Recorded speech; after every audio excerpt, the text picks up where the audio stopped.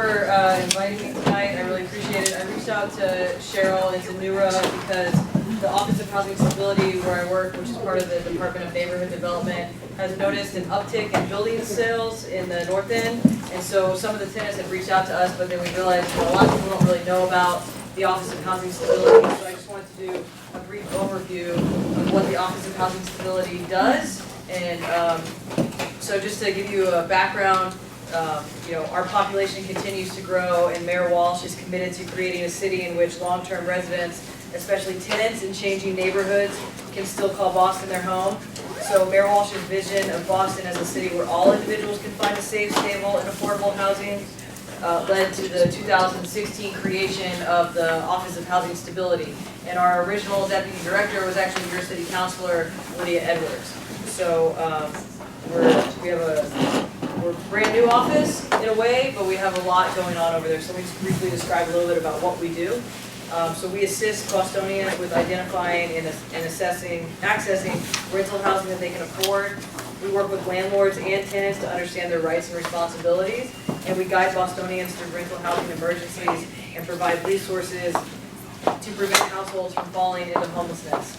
So what does that translate into? So we teach workshops, we do housing search workshops, we also do landlord and tenant rights workshops, we do training the trainer type workshops, and then we also print guides, there's some over here, renting in Boston, landlord responsibilities, information for victims of fire, eviction prevention and assistance, and building sold notices. So anytime a building is sold, you'll probably receive a postcard that looks like this. And the main reason that I'm here is to talk about this postcard a little bit. So when your building is sold, we want to make sure that you understand that if you're a tenant in that building, if you have a lease, that lease is still your contract with that unit, so to speak, even if the owner changes hands. So we want to make sure that you're not signing anything that you don't feel comfortable with. Recently, over on Garden Court Street, we were able to preserve 11 tenancies, only for 6 months, but we were able to at least help them out to stay in a more stable situation. There was also another building that was sold a couple blocks away. So we want to make sure that tenants know about us and reach out to us in those situations because we can work with you. We provide direct service, kind of our bread and butter. We work with walk-in clients and constituents. We take calls, emails, and we vet them out to nonprofits that we fund. So the state actually offers up to $4,000 for individuals and families who might owe back rent or need a new place to live. And then the city offers an additional $2,000 in what's called flex funding to help pay for, it can be back utility bills, it can be broker's fees for rent, if you find a place to rent. And it can also, it just covers a whole range of things. So I just want people to know that that's what the city does do. A lot of people don't know about it. And we also help with housing search. In addition, we run the Metro List. I would encourage everyone to Google Boston Metro List and sign up for it. The Metro List is a one-stop shopping for all of the housing lotteries and home sales through the Boston Home Center in the city of Boston and around the city of Boston. We also, in October, launched the Housing Court Navigation Program. There's been a lot of evictions lately, and what we noticed was there's an uptick. 78% of landlords are represented by council in evictions, and only 7% of tenants are represented by council in evictions. So we have launched the Housing Court Navigator. She's on the 3rd floor of the Housing Court every Thursday, and she's there to help people navigate the process and make sure that they don't agree to something that they actually really can't do, which is what gets a lot of people into trouble. We also offer mediation services for landlords and tenants for no cost or low to no cost, but mainly no cost, and that's been very successful. And then in addition to that, we also support policy. So I'm going to tick off a few policies or bills that are pending right now at the House and encourage you to contact your state reps and your state senator about these policies. One of them is right to counsel in eviction cases for the reasons I just mentioned. The other is an act to protect elderly tenants, so that would help. That would make all evictions no fault if someone is over 75 years old and they're evicted. And then also giving tenants the right to purchase a building whenever it's sold. They have the first right of refusal. So with that, just briefly, really quick tenants' rights stuff. Read everything that you're about to sign. I can't, encourage people to do that enough. We get a lot of calls onto our hotline. They're like, oh, my landlord's doing this. They send me their lease. I'm like, oh, well, this says that they can do that. So, just really make sure that you understand that. A lot of other things that people don't understand is that landlords are not allowed to charge an application fee a credit check fee, a pet fee. There's a lot of things that landlords are not allowed to charge. There's all in these guides right here. People don't understand that, but what I encourage folks to do is if you're trying to get that apartment and you want to obtain that housing, pay the fee if it's minimal, and then contact the Attorney General's office and ask for your money back. So, you know, the Attorney General doesn't know to go after landlords that are doing this unless she knows about them, so that's something that I really encourage people to do. Another just tenants' rights principle is a lot of people don't understand about right to entry, and landlords do have the right to enter your apartment.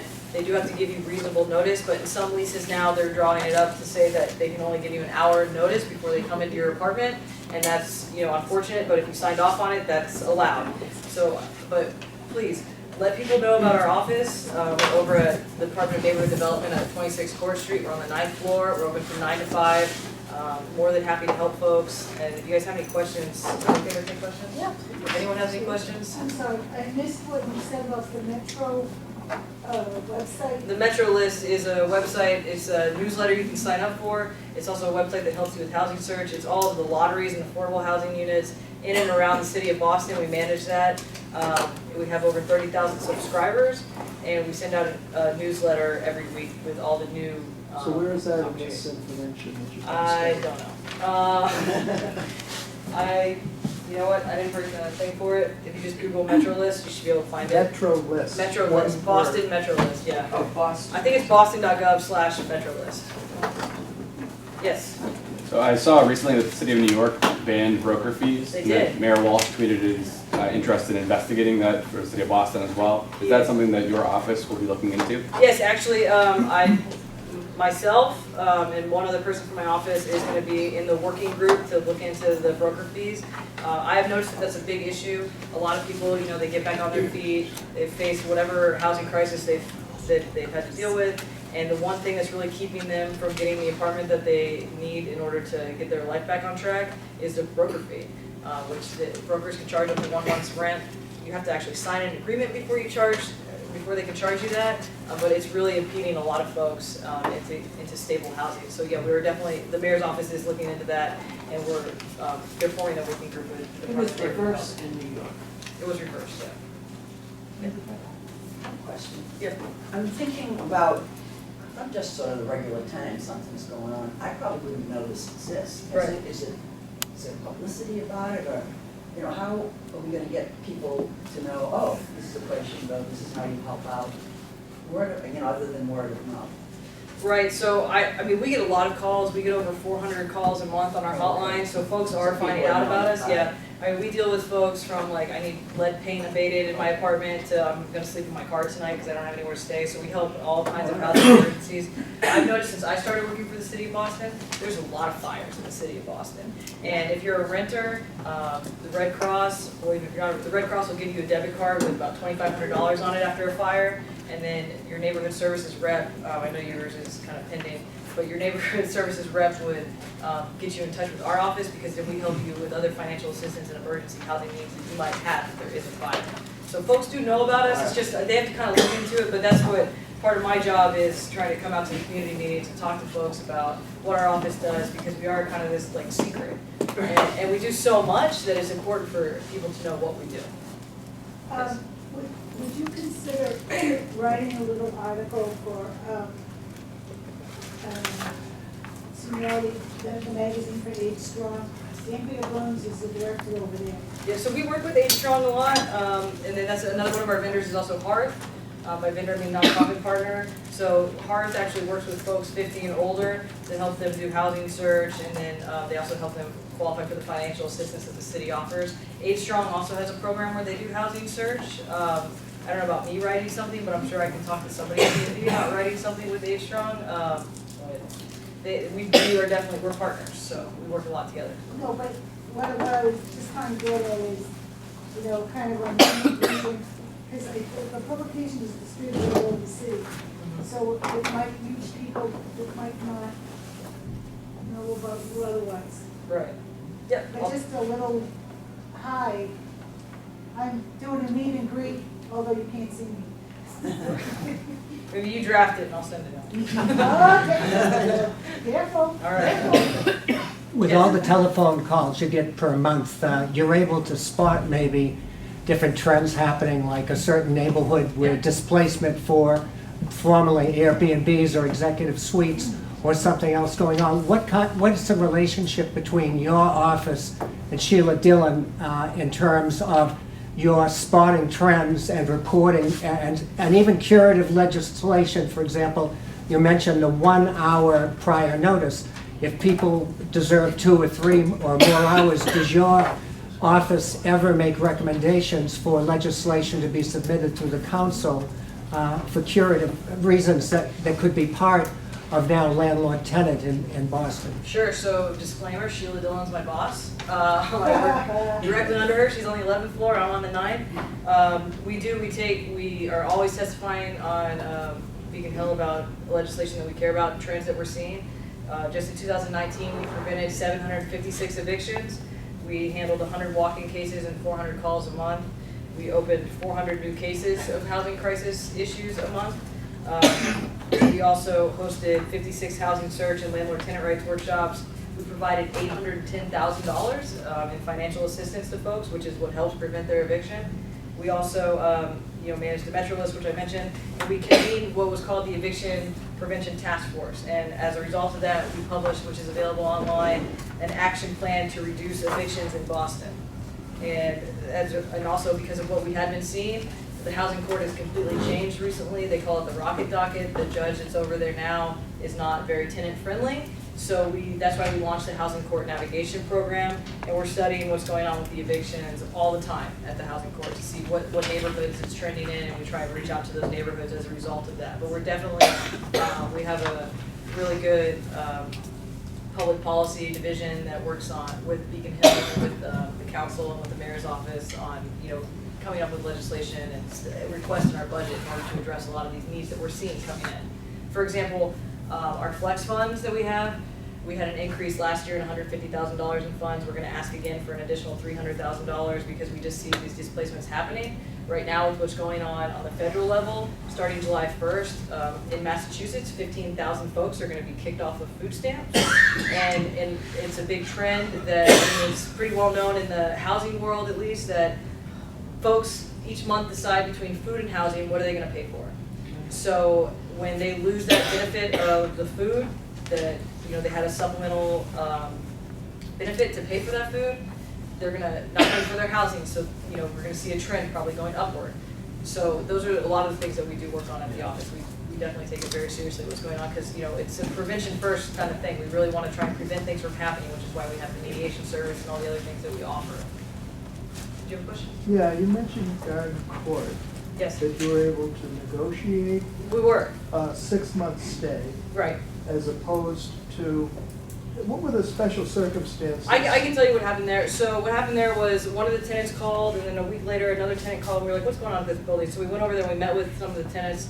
They kind of overnight became tenant rights advocates without wanting to be. We met with them, and they told us what was going on. They received a letter on Christmas Eve telling them that the rent was going to be increased by 35%, and if they didn't agree to the increase, they had to move out by February 1st. Were they tenants at will? They were tenants at will. Okay. They were. So we were able to get them into a 6-month fixed lease so they could find a place to stay. They were actually at the time paying under market rent, so they knew that the increase wasn't that bad, but in that what was around them wasn't something that they could really afford to move into either. So we were able to get them at least 6 months of stable housing. But we were able to talk to the landlord to do that. He did not want to give them a 1-year lease. So, I mean, starting in July or August, there's going to be an issue there. They're going to be displaced likely. Because a lot of the times, when the buildings are sold, they come in and they're like, oh, I'm going to make renovations. Or I'm going to do this. But it's not for the benefit of the tenants that are already there, obviously. So those are some things that we see when we try and prevent the housing crisis from happening in the first place. And we're going to work with them on finding housing as well. When I first met with your office in June, Annie Zhang mentioned in passing something about money available to help move. Yes, that's true. So that's part of what the city flex funds can pay with the up to $2,000 that you can receive from the city. And the city does not actually write the checks, our nonprofit partners do. So we work with a lot of really great organizations to do that. But yeah, that money can be used for moving costs, storage fees, like a whole host of things, which is different. It's not as regulated as the state funds, which is up to $4,000 that you can receive. Are there still longer-term protections for condo conversion? So, yes, there are. Actually, Counselor Flynn has a hearing request pending he's trying to make it, he's trying to make it so, when there's a condo conversion, you're pretty much protected for a year in that place. So Counselor Flynn actually has a hearing request to talk about making that the same thing for eviction preventions, because his district is also seeing a lot of displacement through buildings being sold and 1 elderly year, but it's folks. even longer if you're senior? It should Or be, but disabled? I'm not 100% certain It about used to that. be anyway. Yeah, as far as I know, it's like, it protects you for at least a year. Yes. You said something about, I'm sorry, you said something about 75 years old or older, I didn't catch that part. Oh, yeah, so that's the legislation that's pending, and please, your state rep happens to be the chair of the Ways and Means Committee, which is where all these things get decided. So that is legislation, it's an act to protect elderly tenants, an act to end no-fault evictions of tenants over 75 and to prevent rent increases on those tenants more than 5% a year, so it kind of stabilizes rent as well. So that's, pending legislation that we've received. It's almost the end of the legislative session, so if you know anybody, please make a call. Is it Aaron Michaelwitz who's the head of Ways and Means? Yes. Yes. What kind of interactions do you have with ISD? A lot. Especially because they have a registration program that units have to be registered, the landlords have to register, and also inspections. That's right. So do you interact with them on that or track those So, things? we do track when we send constituents to call ISD. A lot of the times when folks are facing eviction for no non-payment of rent, they tell us, we've been withholding our rent because we have a mouse infestation or we have all these other issues in our building. And we tell them to call ISD because ISD actually has to do an inspection and then they have to obtain that inspection report and show that to the judge. To be like, look, this is why I'm not paying rent. And then the judge and ISD actually order them to get their building up to code.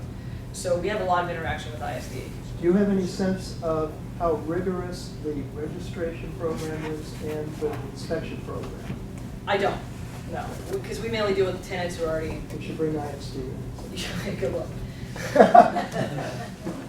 Any other questions? So I'm gonna leave this stuff here, if that's Thank you okay. very much. And thanks for being here.